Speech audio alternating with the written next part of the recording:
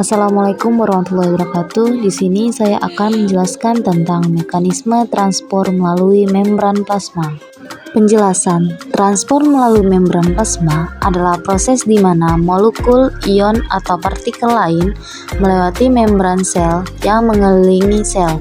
Membran sel adalah lapisan tipis yang melindungi sel dan mengontrol aliran zat masuk dan keluar dari sel. Membran plasma terdiri dari lapisan lipid yang disebut fosfolipid yang membentuk lapisan ganda yang terisi dengan air dan zat lain.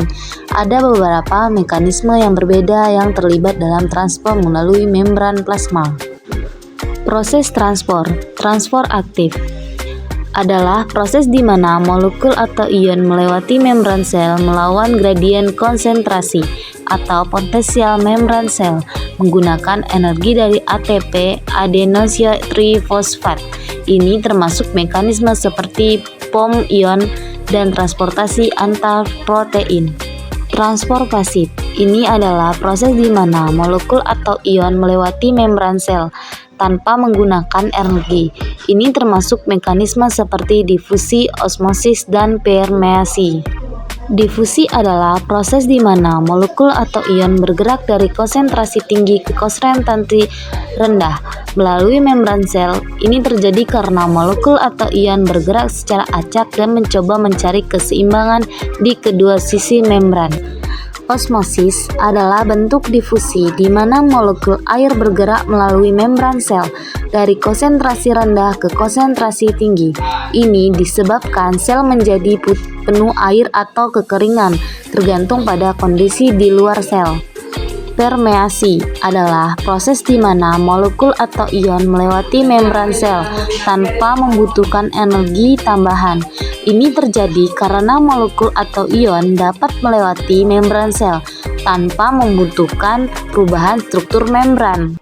Permeabilisasi adalah proses di mana membran sel menjadi lebih permeabel, memungkinkan molekul atau ion melewati membran sel dengan lebih mudah. Ini dapat terjadi karena perubahan kondisi di luar sel, seperti perubahan suhu atau pH. Endositosis adalah proses di mana sel mengambil partikel atau molekul besar dengan mengambil membran sel di sekitar partikel atau molekul tersebut. Ini terjadi dengan membentuk vesikel yang merupakan kantong membran seluler yang mengandung partikel atau molekul tersebut. Eksositosis ini adalah proses di mana sel melepaskan partikel atau dari vesikel keluar sel. Ini terjadi dengan melepaskan vesikel dari membran sel dan melepaskan isinya keluar sel.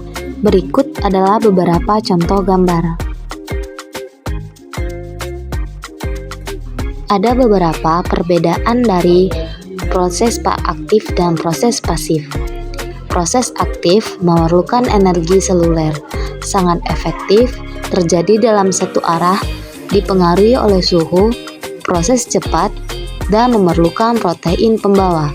Sedangkan proses pasif tidak memerlukan energi seluler, sebagian tidak efektif, terjadi dalam dua arah, tidak dipengaruhi oleh suhu, proses cukup lama, dan protein pembawa tidak terlibat.